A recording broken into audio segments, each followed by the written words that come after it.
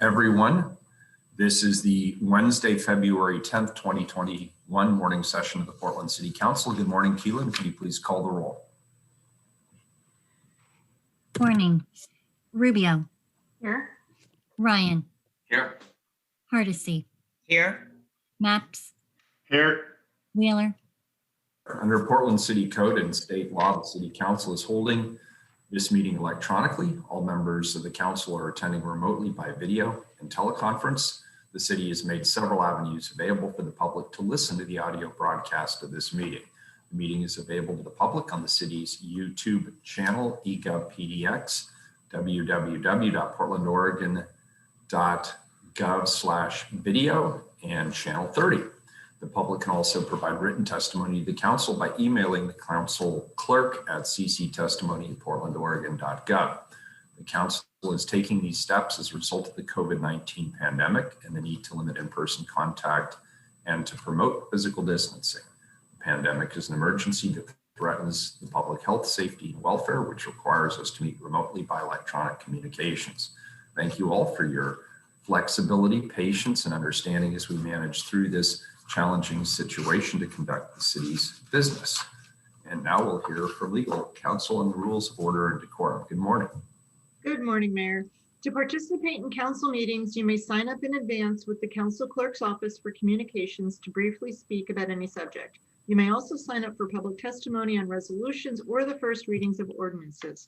The published council agenda at portlandoregon.gov/auditor contains information about how and when you may sign up for testimony while the city council is holding electronic meetings. Your testimony should address the matter being considered at the time. When testifying, please state your name for the record. Your address is not necessary. Please disclose if you are a lobbyist. If you are representing an organization, please identify it. The presiding officer determines the length of testimony. Individuals generally have 3 minutes to testify unless otherwise stated. When your time is up, the presiding officer will ask you to conclude. Disruptive conduct such as shouting, refusing to conclude your testimony when your time is up, or interrupting others' testimony or council deliberations will not be allowed. If there are disruptions, a warning will be given that further disruption may result in the person being placed on hold or ejected from the remainder of the electronic meeting. Please be aware that all council meetings are recorded. Thank you. Thank you very much. First up is communications. Keelan, item number 81, our first individual, please. Request of Janet Hawkins to address council regarding Fund Southwest Neighborhoods, Inc. to serve Southwest Portland neighborhood associations. Good morning.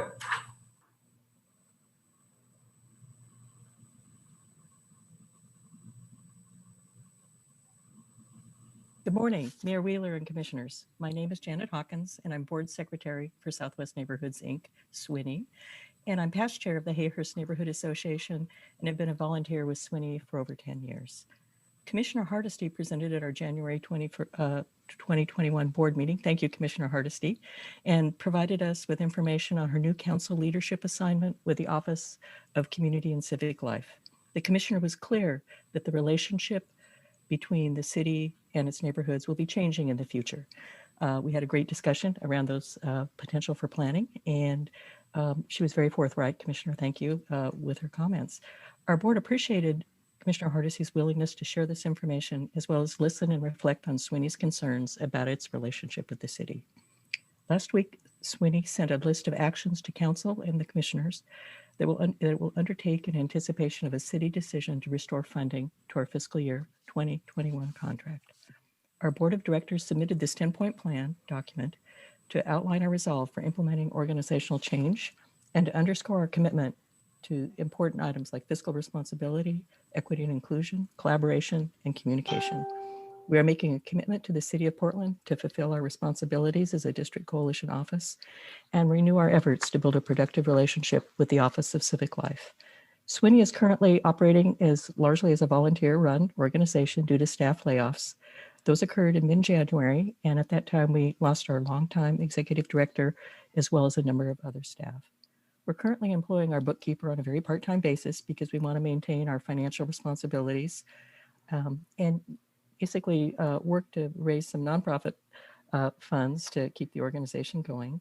But despite the limitations in staffing, SWINY's 7 committees and 17 neighborhood associations are meeting regularly to connect with their neighbors with city bureaus, engage with the city and its regional planning efforts, and to share needed community information. Restoration of our contract funds for the current fiscal year will enable us to employ staff to support our volunteer work on important community issues like transportation, land use, and public safety. Looking forward, SWINY's goal is to apply for a contract with the city for fiscal year 21-22, so we can afford to employ staff to conduct our daily operations and allow our volunteers to effectively serve their neighborhoods. Our 10-point plan reflects this focus and outlines steps to restore a productive working relationship with the city in key areas: fiscal responsibility, transparency, equity and inclusion, communications, collaborations, and implementing staff reductions. Finally, we're confident that SWINY can contribute to a city-initiated change process involving its current neighborhood system. We have a 40-year history of successful community involvement, as well as the capacity to reach new, diverse voices in working toward a community goal of community transformation. Thank you so much. I appreciate the time today. Thank you. Thank you for the update. That was perfectly timed at 3 minutes. Thank you for being here this morning. Next individual, please. 82, request of Will Mispelt to address council regarding houselessness and the Peninsula Crossing Trail. Good morning. Good morning. Hello, City Council, Mr. Mayor. My name is Will Mispelt. I live and work in North Portland. I'm here today to advocate for immediate and desperately needed change to the Peninsula Crossing Trail. I want to bring your attention to a few of many things that need to be addressed. First, the worsening conditions for the whole community. Second, I'll discuss the lack of real trying by local officials to resolve any issues accompanied by unending excuses. And finally, I intend to urge you as the elected leaders to find it in yourselves to visit the trail, see the impact, and to put your heads down to implement a solution to help end the dreadful situation we currently have. The conditions are wholly unacceptable. The destruction and sadness present at the PCT is beyond description. The images I've brought today do not do it justice. I manage an apartment community that shares property lines with the trail and over 45 tents, campsites, and many residents. In my manager's log, I have over 60 entries related to safety issues and reports due to the camping on the trail. I've been confronted by campers multiple times and even followed back to the property to be confronted again. The neighboring community recently had a fire caused by campers on the trail, and they have a video showing the residents putting out the fires with pots and pans from their windows. You'll see an image here of another fire. That's the one showing right now. And that one happened recently as well. This one's actually from this city. And as they filter through the other images, they're all ones that I've taken. A local shop owner had told me that the camp on the trail is making everyone in our neighborhood miserable, and even more so for the campers. The large camp is a huge issue of safety, negative economic impact, disparity in treatment from the city, and most of all is not compassionate to simply allow the camps to remain. The people living on the trail are fellow neighbors and citizens, and they do deserve better treatment. As a resident of this city, the most frustrating aspect of the whole situation is the general disregard for local laws by the people who are intended to enforce them. City officials, police officers, rangers, etc. They all do the same song and dance about how they can't do anything about it, blame another agency or COVID-19, or tell me to call somebody else. There are no advocates for our community, and all our concerns seem to fall on deaf ears, and it is truly miserable. What's clear from all the different people in the government that I've spoken with is that their hands are tied by somebody higher up, and they will not say who that is, which is why I finally decided to address you now. The only people left who cannot pass the buck are each here. So I urge each of you as much as I can to please try implement something, anything to resolve this catastrophic situation. Don't be afraid to try to solve this problem. The person who gets something done to resolve homelessness crisis in this city will be a hero. We will replace the elk statue with a beautiful bust of you, and I will personally campaign for that to happen. Come see the trail, see the impact, and resolve to be the ones who do something about it. Thank you. Thank you. We appreciate it. Thank you for the photos that underscore the urgency of the crisis that's taking place on our streets now. And I want you to know that this council just had a work session where we prioritized homelessness as a key component of this. And we've had a number of discussions and agreements around making sure we address the urgent emergency situation that's on the streets. And you've depicted that. And I want to assure you that we are working on all cylinders to make that happen. So thank you for coming here and underscoring the emergency situation that we are determined to address well. Thank you.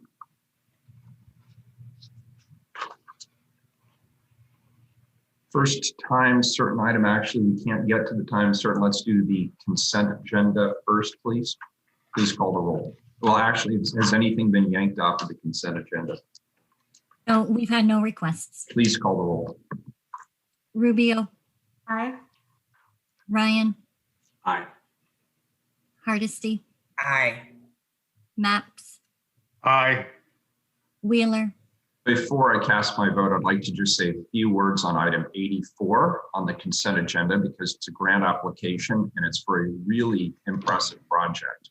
The project would install solar power and power storage at East Portland Community Center. It's a tangible step towards making East Portland Community Center a resource the community can rely on in a disaster, even when power is completely out. EPCC is already used as a socially distanced houseless shelter, winter weather shelter, and Meals on Wheels kitchen. Backup power makes it an even more valuable emergency resource for the community. The emergency power source we're proposing, solar with battery backup, means that we won't be relying instead on dirty diesel generators. And finally, the project will build resilient, low carbon infrastructure. It's a partnership between the Portland Bureau of Emergency Management and the Parks Bureau, because we know that in any emergency, or even in the planning for any emergency, the whole city is in it together. And this is one example of bureaus working well in a collaborative manner to address multiple issues simultaneously in what I think is a really creative way. So I want to acknowledge their leadership. I vote aye. The consent agenda is adopted. Let's go to procurement report 87, please. Accept bid of $1,921,557 from Just Bucket Excavating, Inc. for the Connected Collie project. Colleagues, this is a procurement report for Portland Bureau of Transportation construction project, the Connected Cully project.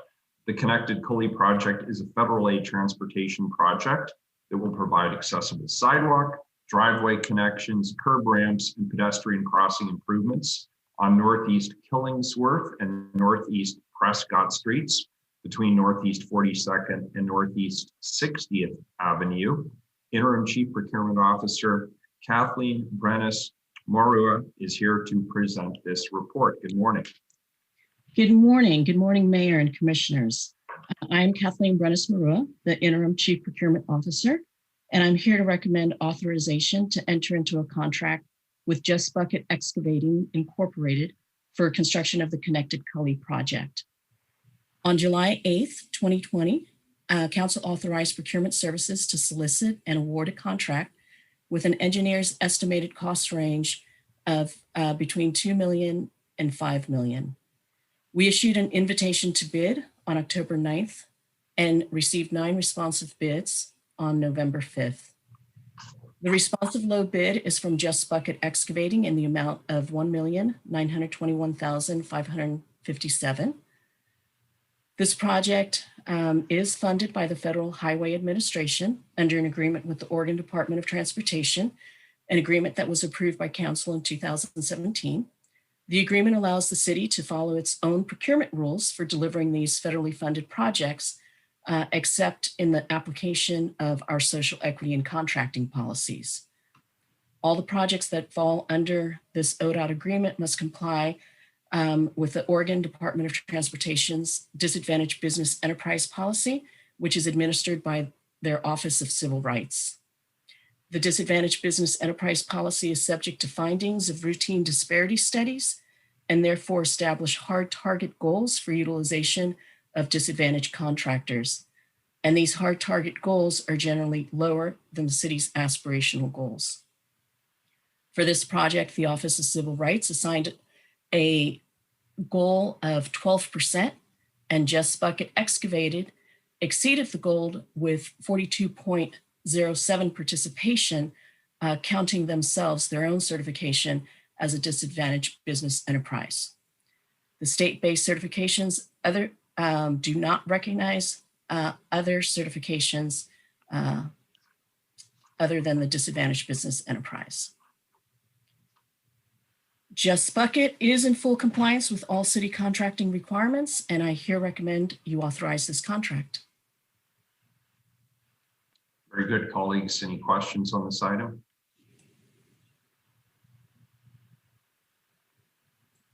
I have my hand raised, Mayor. Oh, I'm sorry. Commissioner Hardesty, thank you. Sorry. Thank you, Mayor, and thank you, Acting Director. I just wanted to compliment this particular RFP because I've had many conversations with procurement around what used to be just a 5% that was necessary for these federal contracts. And I really want to applaud the Just Bucket Evacuating Inc. Because they were not limited by the federal government's limited participation for minorities and women-owned firms. I also want to let you know that I'm in conversations at the federal level because I believe before we start getting recovery packages, it's important that we change this procedure at the federal level. And so I look forward to working with procurement so that we are not limited by the limited thinking of federal contracts. It drives me a little crazy when we have a goal of 20% and traditionally the federal government's goals is 5%. I need more information about why this one actually had a higher goal. And I believe it's because recently they concluded a disparity study. And if that is the case, I'd love to have a copy of that disparity study. This is a movement in the right direction, and I've been challenged by these federal contracts because of the limits that we are able to put pressure on those federal contracts. But if we change this at the front end, at the federal level with the Department of Transportation, the Transportation Administration at the federal level, we can achieve these goals. And so I'm working on that with our federal congressional partners and hope that we will see action prior to any recovery packages that show up. Just wanted to put that on the record and let you know that this is impressive and we should be impressive more often. Thank you. Thank you, Commissioner. Any further discussion? I'll entertain a motion. I move we accept. I move that we accept this recommendation as presented. Second. We have a motion from Commissioner Hardesty, second from Commissioner Ryan. Any further discussion? Please call the roll. Rubio. Thank you, Commissioner Hardesty, for your comments. I completely, wholeheartedly agree with you. And if there's anything I can do to support your efforts in that way, please count me in at the federal level. Also, thanks to the staff at PBOT and OMF who put many hours into this project. It's a wonderful example of a community project that exceeds minority contracting goals, but also at the same time serves all parts of our community with these kinds of projects. So I really look forward to more of these projects in the future, and I vote aye. Ryan. Yes, I really love the last two comments made by Commissioner Hardesty and Commissioner Rubio. Not a lot to add except to say a big enthusiastic aye. Hardesty. Aye. Maps. Aye. Wheeler. Aye. The report is approved. We'll go back to the time certain, please. Time certain, item 83. Consider appeal of the Pearl Neighbors for Integrity in Design against the Design Commission's decision to approve with conditions Hyatt Place, a 23-story mixed-use building at 350 Northwest 12th Avenue in the Pearl Sub-District of the Central City Plan District, LU 19-145295DZ. Thank you. Colleagues, on January 14th, the council made a tentative decision to deny the appeal. Today, we're back to make a final decision and to adopt findings. Do I have a motion to deny the appeal, uphold the decision of the Design Commission, and adopt the findings? So moved, Mayor. Can I get a second? Yeah, second. We have a motion from Commissioner Hardesty, a second from Commissioner Ryan. Keelan, please call the roll. Rubio, Aye. Ryan, Aye. Hardesty, Aye. Maps, Aye. Wheeler. I want to thank our Design Commission and our city staff who worked very hard to make sure the proposed addition in our central city conforms with city code. I also want to thank those who took the time to testify before the City Council and the Design Commission and write comments into the record. I believe that the city has been very rigorous in its due diligence during this quasi-judicial hearing. It bears repeating. My role is to judge whether the proposed development conforms with the applicable design code. After an additional round of review by the Design Commission and process improvements that emerged from the process, I believe the Hyatt does conform to the applicable requirements. I vote aye, and the ordinance is approved. Thank you. Next, back to the regular agenda, item 88, please. 88. Accept bid of MJ Hughes Construction, Inc. for the Red Electric Trail project for $2,328,062.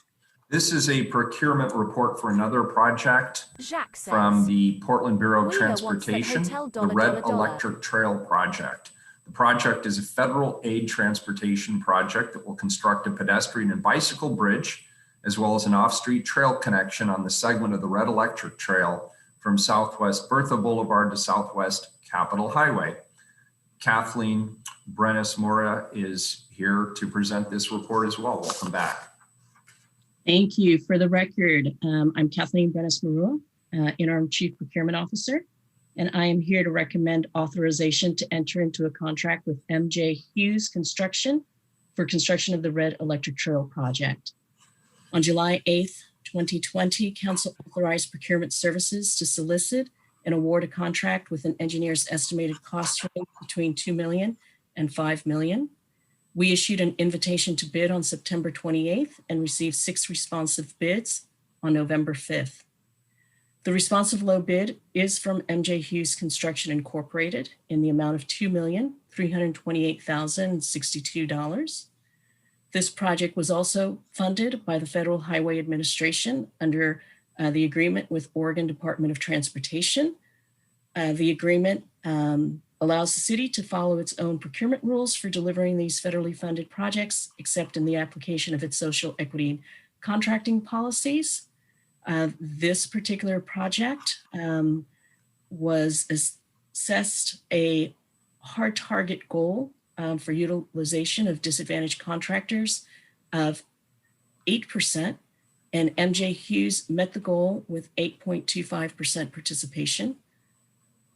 The state-based certifications other than disadvantaged business enterprises are not recognized in the federal disadvantaged business enterprise policy that is required for this project. MJ Hughes Construction Incorporated is in full compliance with all city contracting requirements, and I hereby recommend you authorize this contract.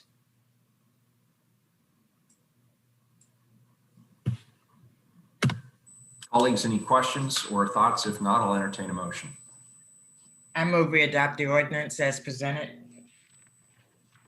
Commissioner Hardesty moves. Do I have a second?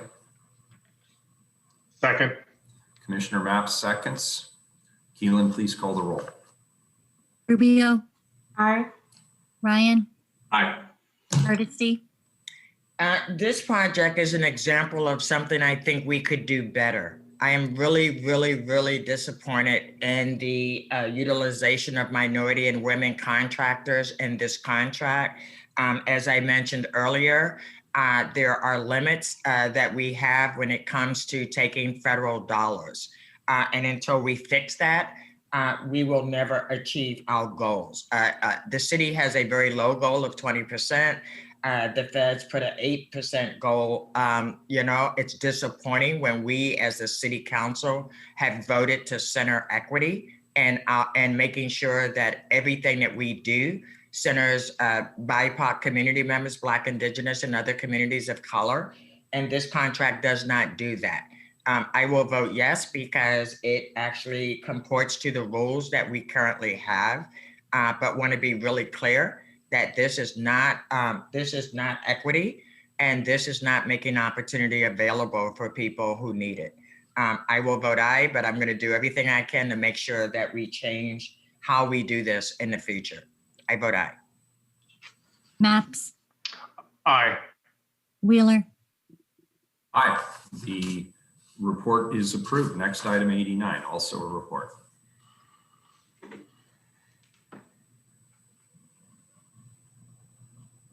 accept bid of West Tech Construction, Inc. for the Better NATO Forever project for $2,889,601. Colleagues, this is a procurement report as well for another Portland Bureau of Transportation construction project, the Better NATO Forever project.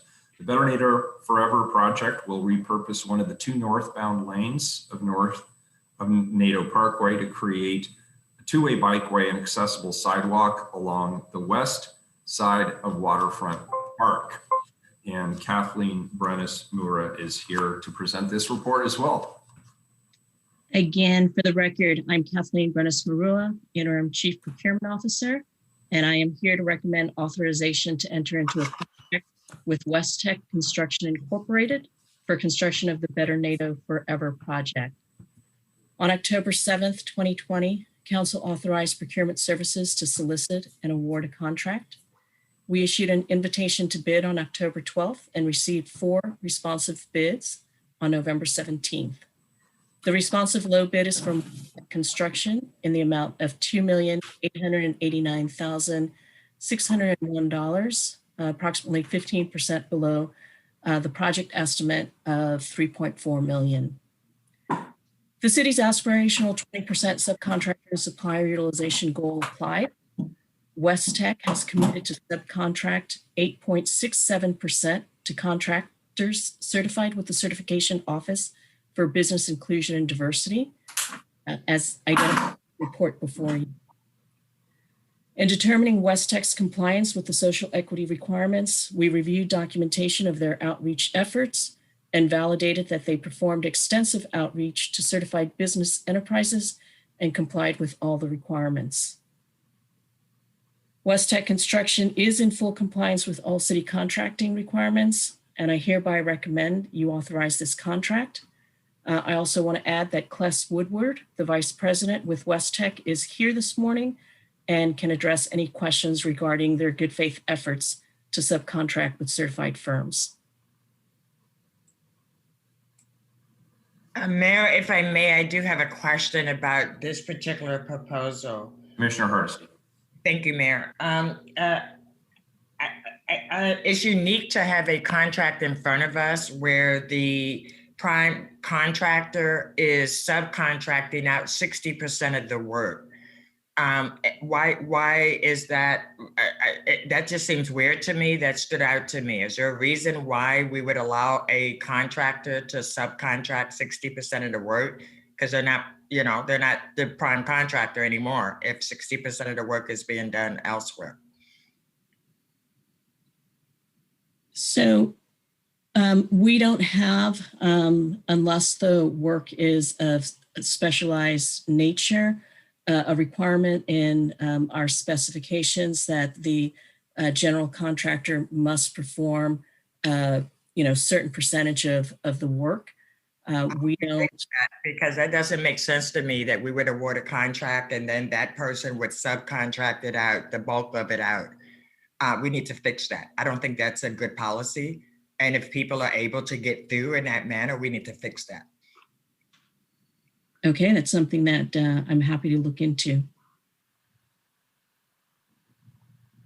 Very good. Any further questions or discussion on this item? If not, I'll entertain a motion.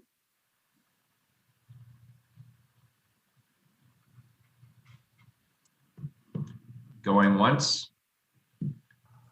I'll move that we vote on this. All right, we have a motion, and do we have a second? Second. We have a second from Commissioner Rubio. Please call the roll. Rubio, Aye. Ryan, Yeah, I'll go ahead and vote aye. I do have some questions and concerns, and I appreciate what Commissioner Hardesty brought up. It's just disappointing to see the percentages also for minority contractors as well. Aye.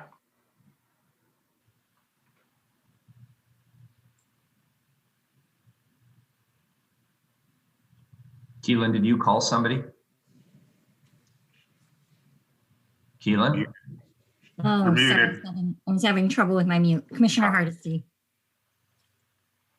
I'm having a hard time with this contract. I am really supportive of the Better NATO Forever program. It is a visionary project. I am very excited that we're going to do this project, but I cannot in good conscience vote to support this contract when I see the very limited number of people of color who will benefit from this contract. I am very concerned that we would allow a prime contractor to sub out 60% of the work, which means that we, in fact, will not have oversight of that other work that's being done as clearly as we should. I am going to vote no on this particular contract. Maps, Aye. Wheeler, So this puts me in a bit of a conundrum. Ordinarily, I would defer to the commissioner in charge on this matter. The commissioner in charge has voted against the acceptance of the project. I will go with the majority because I think this is an important project and it's been in the process for a long time, but I also just want to acknowledge that I'm voting in opposition to the commissioner in charge. So I vote aye. The report is accepted. Number 90, please. accept bid of $2,785,180 from Paul Brothers, Inc. for the Gabriel Park Play Area Improvements Project. Colleagues, this is a procurement report from the Parks Bureau. It's a parks construction project, the Gabriel Park Play Area Improvements Project. The project will build a new, more inclusive and accessible playground at Gabriel Park and make other improvements to the park, including installing ADA accessible picnic areas, benches, pedestrian pathways, and planting trees, as well as stormwater management basins. Kathleen needs no introduction. Here she is again. Thanks, Mayor. For the record, I'm Kathleen Brenes-Marua, Interim Chief Procurement Officer. With me is Gary Dotkett, the Capital Project Manager with Portland Parks and Recreation, and we are here to recommend authorization to enter into a contract with Paul Brothers for construction of the Gabriel Park Play Area Improvements Project. I'm going to start off and provide a summary of the procurement process. Then Gary has a presentation he'd like to give about the project itself. On November 4th, 2020, Council authorized procurement services to solicit and award a contract. We issued an invitation to bid on November 23rd and received 7 responsive bids on December 22nd. The responsive low bid is from Paul Brothers Incorporated in the amount of $2,785,180, approximately 11% over the project estimate of $2.5 million. The city's aspirational 20% subcontractor and supplier utilization goal applied. Paul Brothers exceeded the goal with a commitment to subcontract 29% to contractors certified with the Certification Office for Business Inclusion and Diversity, identified in the report before you. Additionally, Paul Brothers is a certified woman-owned business enterprise and are self-performing approximately 59% of the work. Thus, 88% of the project will be delivered by certified contractors. Since 2017, Paul Brothers has completed 3 other city park improvements projects for a total amount of just over $6 million and consistently has met or exceeded the social equity goals. Paul Brothers Incorporated is in full compliance with all city contracting requirements, and I hereby recommend you authorize this contract. Unless you have any questions for me, I'll hand it over to Gary. Thank you, Kathleen. I'm going to share. I think you may have just muted yourself, Gary. There you go. Hi, hopefully you can see my screen. Thank you, Kathleen. Hello, Mayor Wheeler and members of council. My name is Gary Dadka. I'm a capital project manager with Portland Parks and Recreation. Here today with procurement to request council's authorization to accept the bid for the amount of $2,785,180 from Paul Brothers Construction for the Gabriel Park Play Area Improvements Project. This is a presentation that a few of you have seen last fall before we went out to bid, but we'd like to show again for the new commissioners. In my presentation today, I will share an overview of the project, our community engagement process, and how this project fits in with the larger portfolio of Portland Parks and Rec playgrounds. This project is part of the 2014 Parks Replacement Bond that was generously passed by voters who approved the $68 million bond measure to address critical park needs in 7 priority areas without increasing tax rates. This project fits into the playgrounds focus area and will renovate an existing playground that is outdated, deficient, and in need of replacement. This is the 10th bond playground project to go into construction, filling the commitments made to the voters in 2014.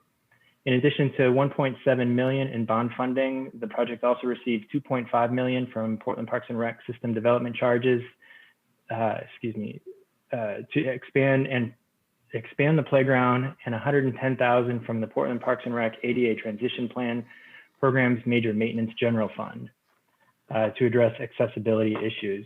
The total project allocation for this is $4.3 million.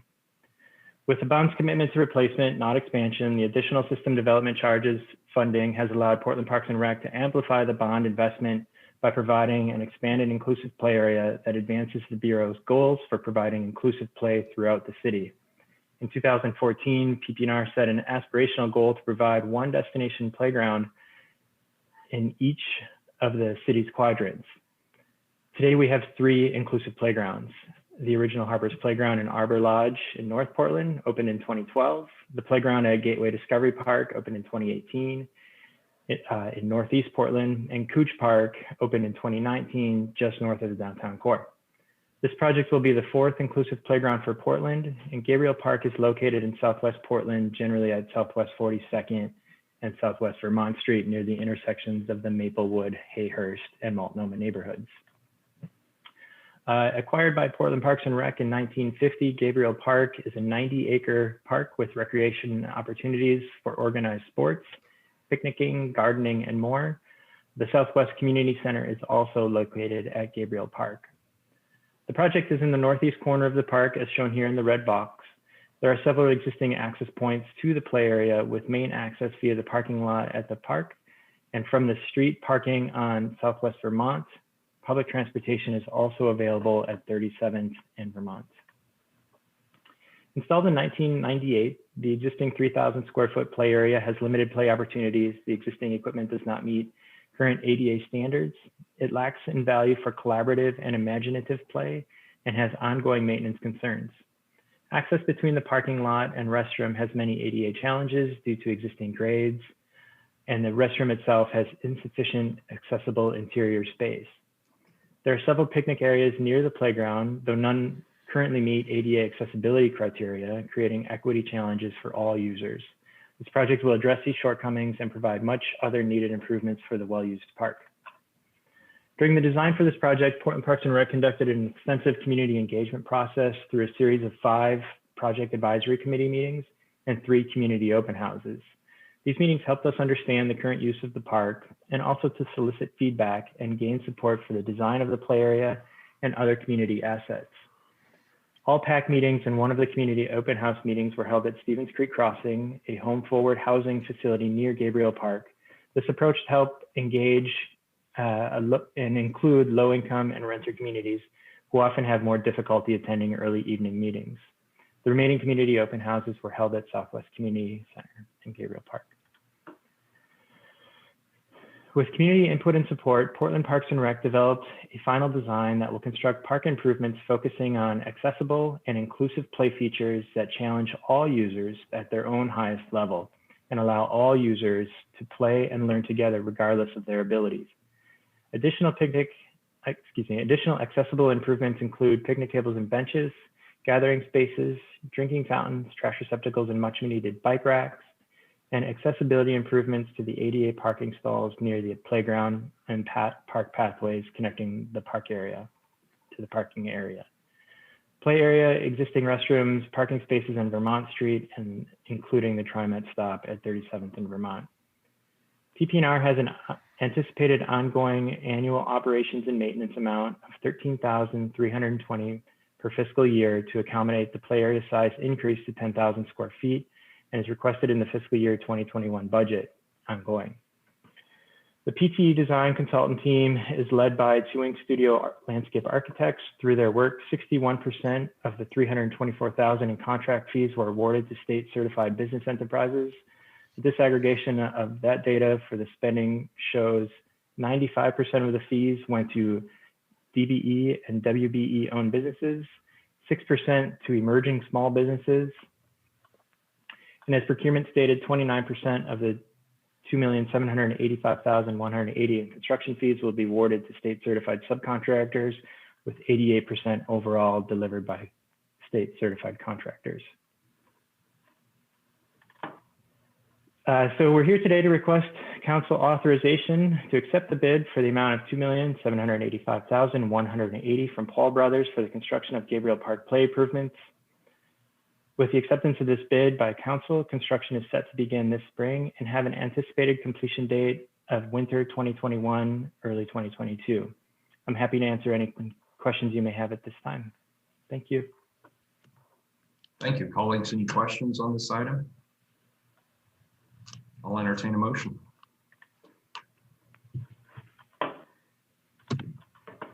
I'll move. Commissioner Maps moves. Do I have a second? Second.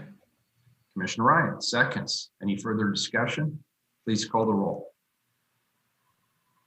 Rubio, I want to thank Mayor Wheeler and the staff at Parks and OMF for all your work on this project. I'm really glad to see the focus on making parks more accessible for all communities. So I'm eager to see this move forward. I do want to just make a observation though, just about everything that we've seen today, this morning around contracting, also being a new commissioner. And I have a lot of questions about why some projects are wildly successful in minority contracting and while others still need a lot of work. And so I know I'm going to be asking a lot of questions about that and wanting to understand and maybe have more information coming into this so that I am understanding the differences and the nuances concerning each of these contracts and where the barriers lay or are so that we can increase that number moving forward. So again, this was enlightening to me today and hoping to learn more, and I vote aye on this project. Ryan. Yes, Gary, thank you for the presentation. It's actually nice when we get to the procurement phase to be reminded of what the project is. So I appreciate the visuals as well. And it's nice to see it being at 29.01% for the COVID certified firms. I vote aye. Hardesty. I am so thrilled that Gabriel Park will be improved and it will be an all user kind of park. I feel very fortunate to have a park very similar in my community in East Portland. It is an absolutely fabulous place to visit.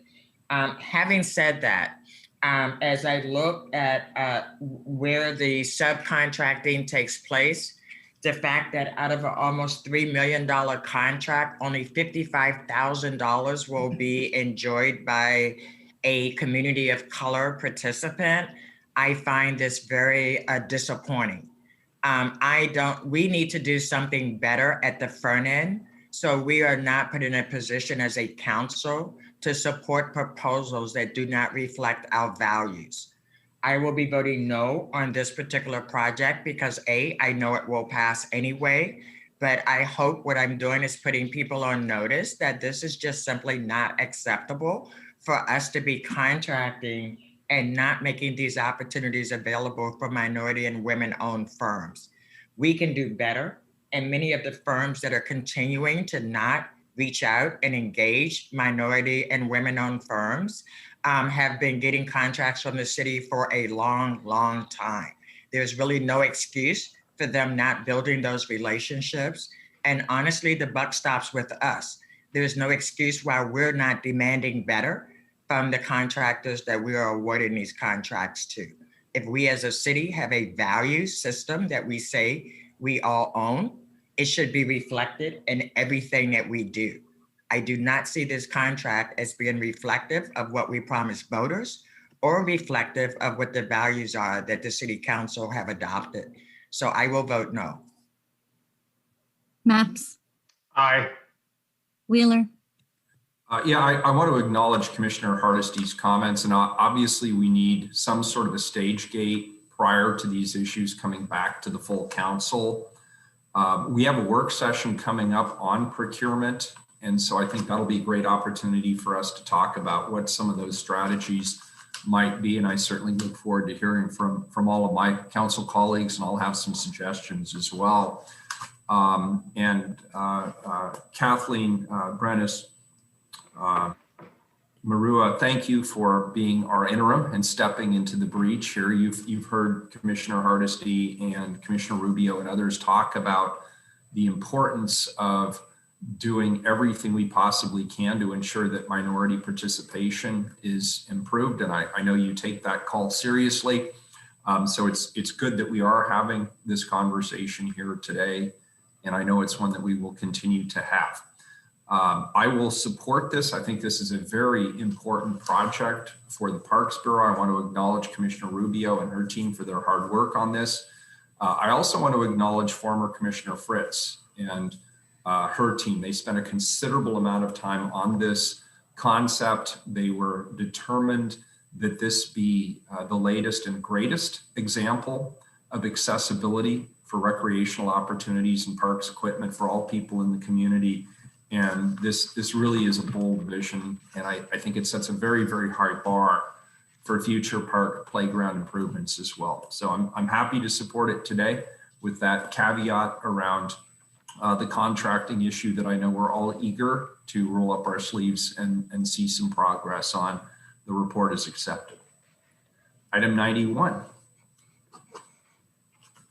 accept the Chief Procurement Officer's report recommending the award of contract for digester cleaning services to Sinagro West LLC for $6,250,000.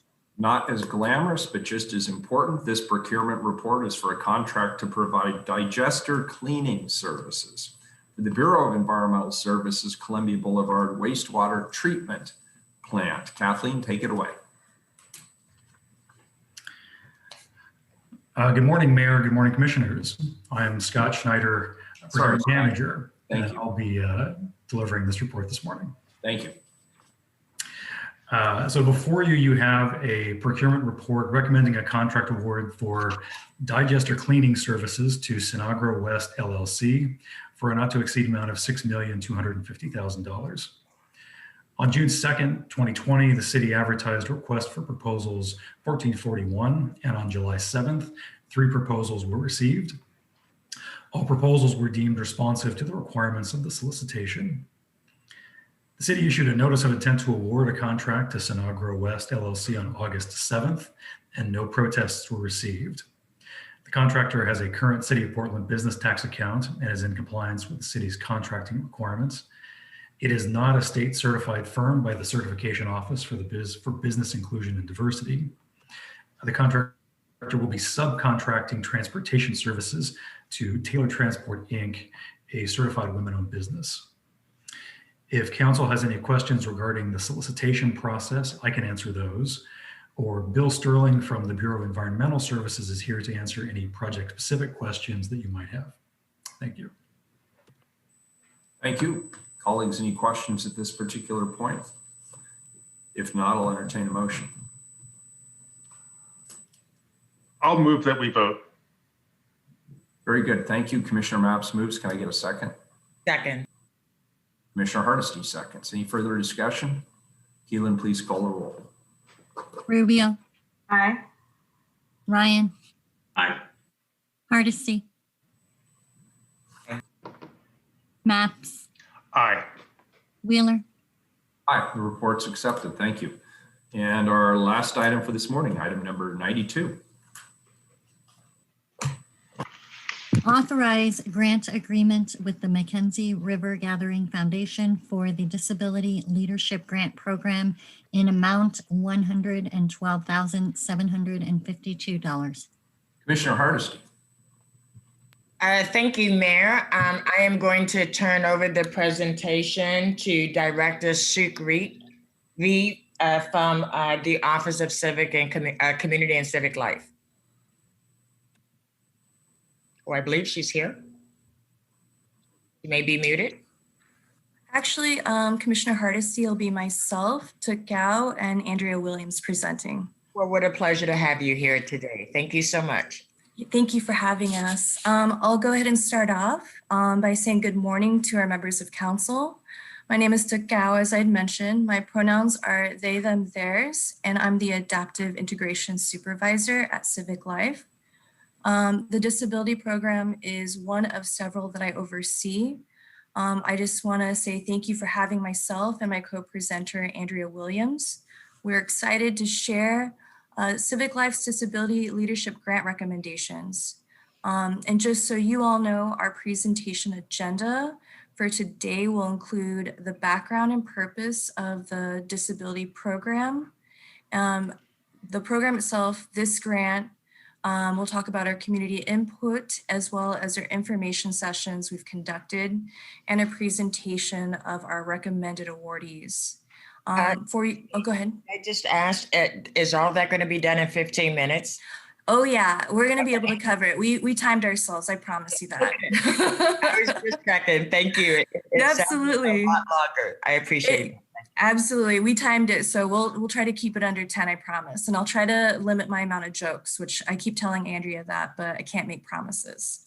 But yeah, so just so you all know, we'll cover the background, we'll cover the purpose, and we'll certainly cover our community input within a timely manner. And then just so you all know, my colleague Andrea will cover the recommended awardees and the details behind that. So we'll go ahead and move on to the next slide if you all are ready for that. But first, we really wanted to acknowledge our former colleague, Joanne Johnson, who did so much work to get us to where we are today. After 4 years with Civic Life as our disability coordinator, Joanne transitioned to the Water Bureau at the beginning of February, where she serves as their accessibility analyst. Our bureau was privileged enough to work with Joanne Johnson while she's still working within the city. I just feel like it's really important for us to share with you all what she's contributed to the program as well as our bureau. I want to include that she created our citywide access tips, a platform for citywide employees and community to find ways to create accessible spaces, to learn and reflect specifically on our positionality, while, in my opinion, very importantly incorporated pictures of cute baby animals, while also including our bi-monthly, twice-a-month newsletter Disability News, which centered on our disabilities communities for events, grants, groups, and community-centered resources. I also want to mention, because this work was not limited to just those aspects, that she also advised other bureaus on disability policy and practices while partnering with OEHR and BHR on Resolution 37517 to adopt citywide disability equity goals. This also includes our launch of our first ever research project with Portland State University and Real Choice on the disability community and their civic engagement. We're hoping that this study will be concluded by June of 2021. And also with this specific grant, she led on the design of our disability leadership grants, which included our outreach, which meant many one-on-one phone calls, many follow-ups, engagement activities, and selection processes. So I do want to acknowledge, in addition to that development of the program, that like many of us or all of us, so many changes occurred when COVID-19 hit. And I feel like a part of the disability program, and as well as Joanne's work, was to ensure accessibility for all within our city of Portland. This included our ASL as well as translation, and also adding the Emergency Coordination Center to the program's plate. Which I want to add, this was not a small feat for those participating in the ECC Now or JVIC, because in this sense, adding the ECC meant ensuring folks had access to PPE.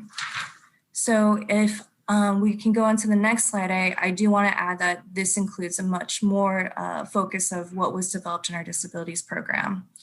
So we have here in 2017 and 2018, Civic Life's disability program ran the Disability Power PDX leadership cohort.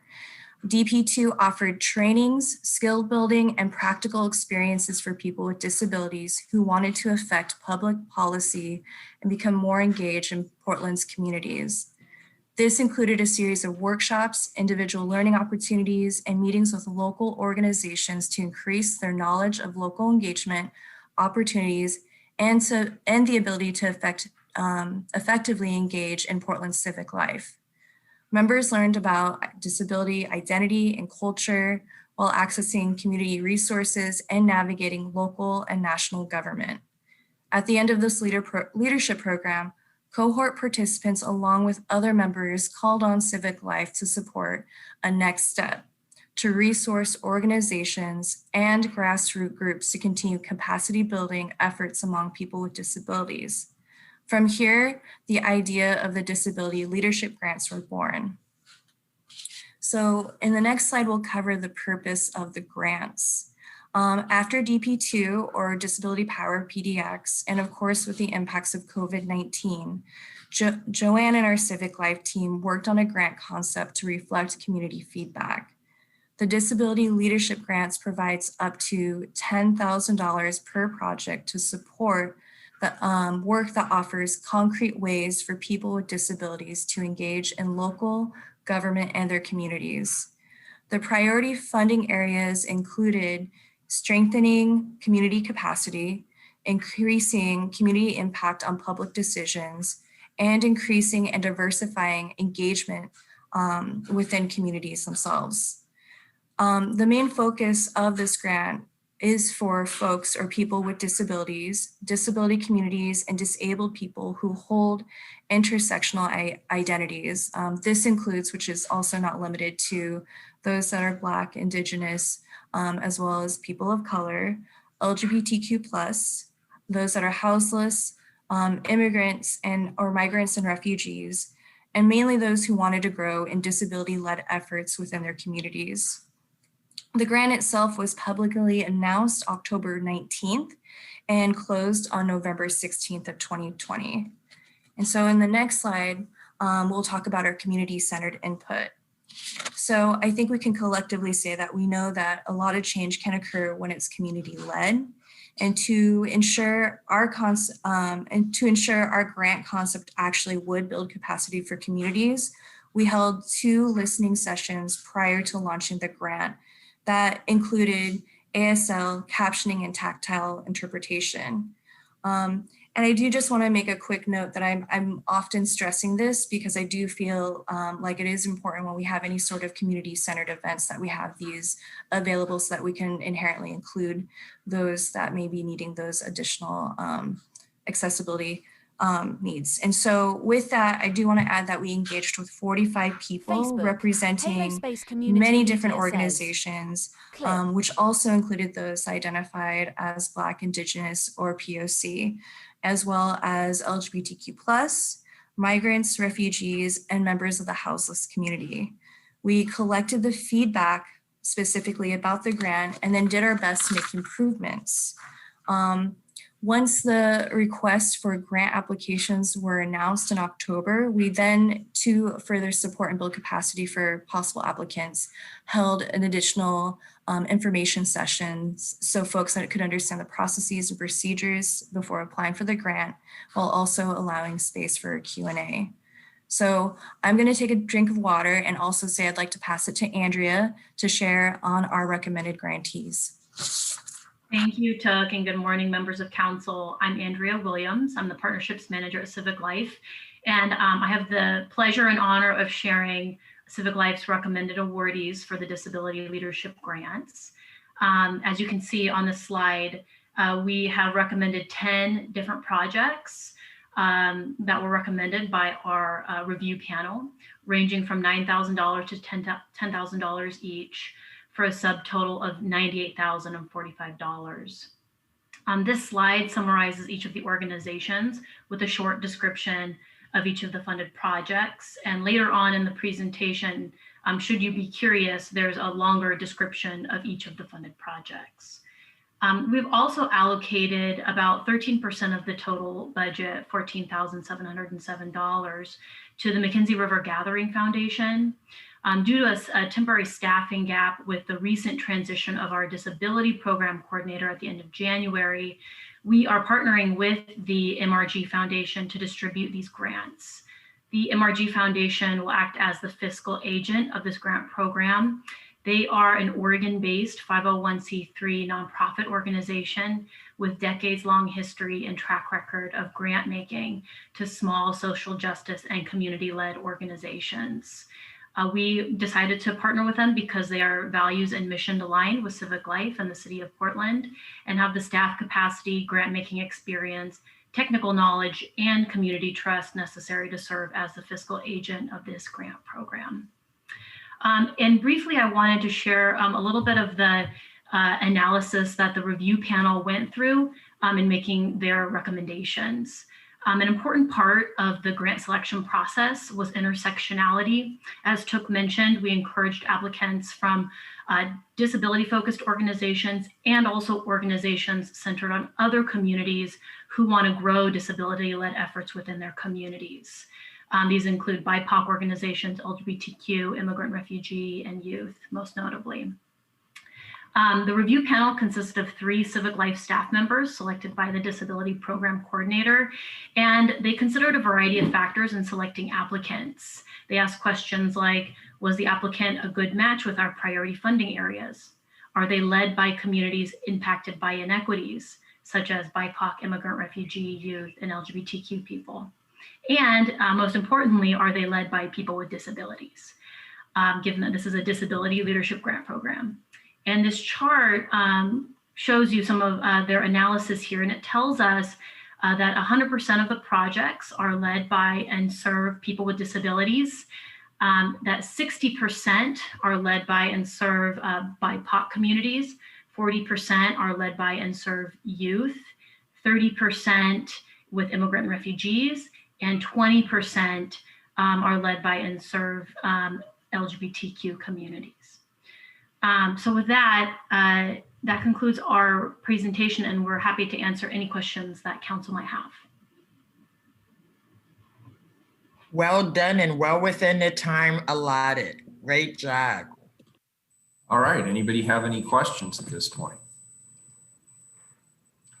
Mr. Mayor, I do have a question. Mingus, Commissioner Mapps, thank you. Sure. I want to thank our panelists for that important presentation. I'm really happy to see this work done.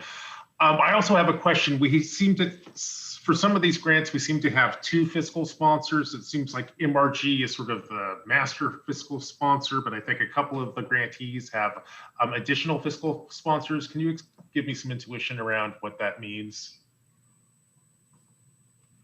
Yeah, I'm happy to briefly answer that question. So some of these, we were really focused on making sure that we could fund smaller organizations that maybe were new to partnering with the city. And sometimes that means they don't have a 501c3 nonprofit status. And so in those 2 instances, you know, they didn't have that status. The city requires that. And also working with a foundation, they also require that the nonprofit that they work with or the project they work with have 501c3 fiscal sponsorship. And so really that was the intent, was to work with sort of first-time new partnerships, small grassroots-led organizations. And we asked them to please find a fiscal sponsorship. And in addition to that, the foundation requires that as well. Thank you. Thank you. Are there any other questions?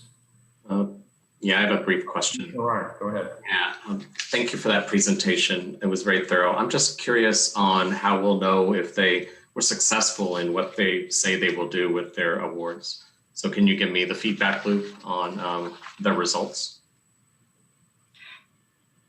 Go ahead, Andrew. Oh, we can both go, but I'll add, and then of course, if Andrea wants to add to it. We asked within our application, we were very transparent in that we had a small ask of the report. We wanted to make it as accessible and barrier-free, and so we just asked them to come back to us and let us know what did the event look like, because as we're building capacity, it felt important specifically as a city structure not to add additional barriers. Andrea, if there's anything you wanted to add to that, please. Yeah, at the end of the grant cycle, we will receive a report from the MRG Foundation, who will work with each of the grantees to report back on what their successes were. In addition, we plan to maintain a direct relationship with these grantees as well. We kind of envisioned a cohort model where we get to check in with them to see how things are going and really learn from this grant program, because it is the first time that our disability program is running a grant process. And so we do plan to check in with the partners kind of midway through the grant cycle. Thank you. I appreciated that. I just hope that we have the wall down so that we can really connect with one another and in real time make improvements. So this is the process. Thanks. Very good. Any further questions before we move to testimony? Keelan, do we have any public testimony? We do. We have one person on the call to testify, Judith Wild. All right, thank you.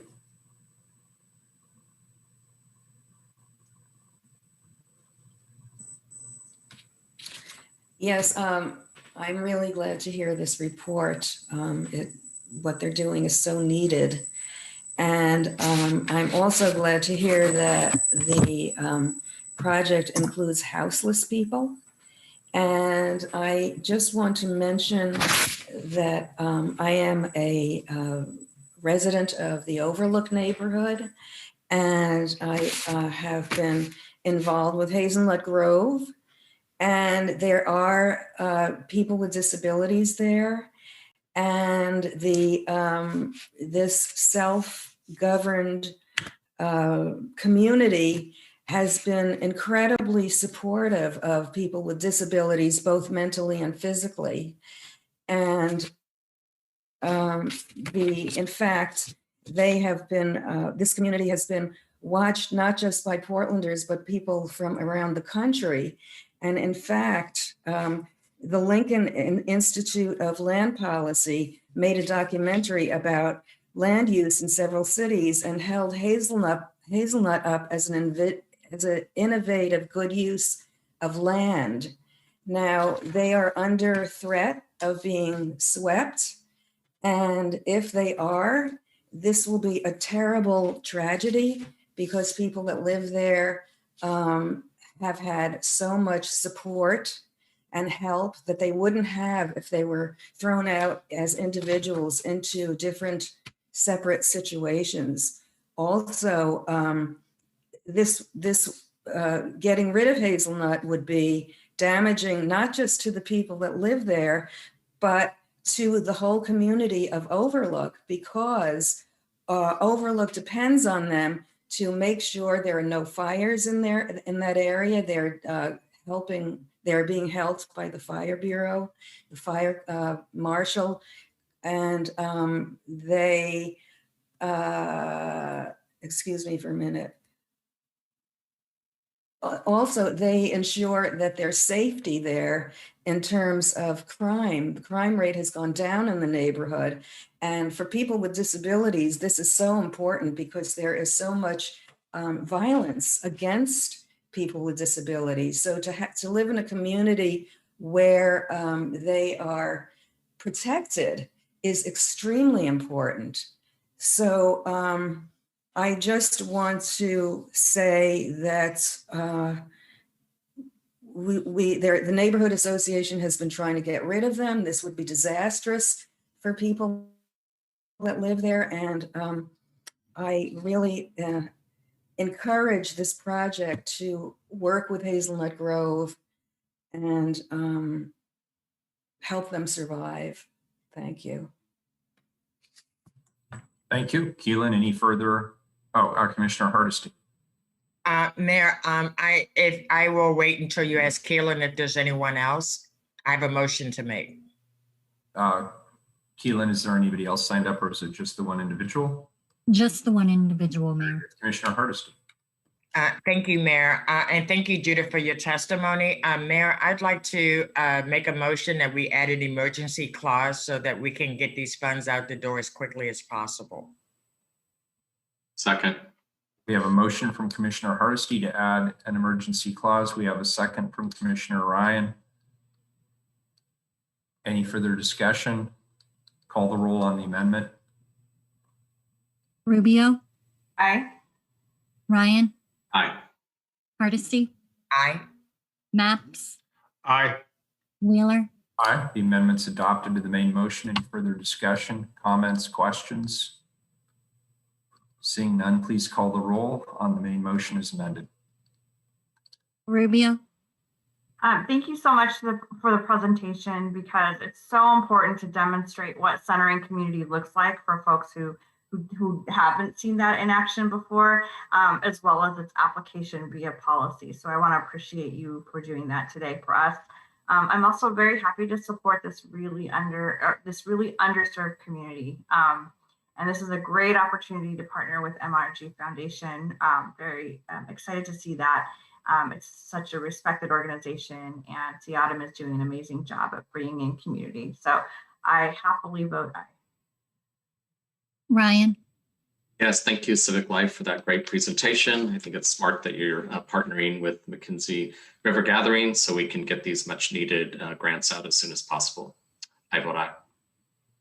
Hardesty, Thank you so much for that very succinct and detailed presentation. Thank you so much for centering our communities with disabilities and reminding us that disabilities are in all of our communities. And so I like to say that we're all just temporarily able. So I am thrilled to support these grants, and I appreciate the creativity. Because normally when we lose a grant writer, we kind of scratch our heads for a while. So I appreciate reaching out to MRG, who I've been a big fan of for quite some time. And I know that they will be excellent partners because, as you said, they share our values. Happy to vote aye. Maps, Like my colleagues, I want to thank Civic Life staff for this presentation and congratulate everyone over at Civic Life who helped pull this project together, including Director Ree and Joanne Johnson. And I'd like to recognize and thank the MRG Foundation for their help in getting these dollars out to our community. I vote aye. Wheeler. Happy to support. I vote aye. The ordinance is adopted as amended. Thank you all. And we are adjourned until 2 p.m.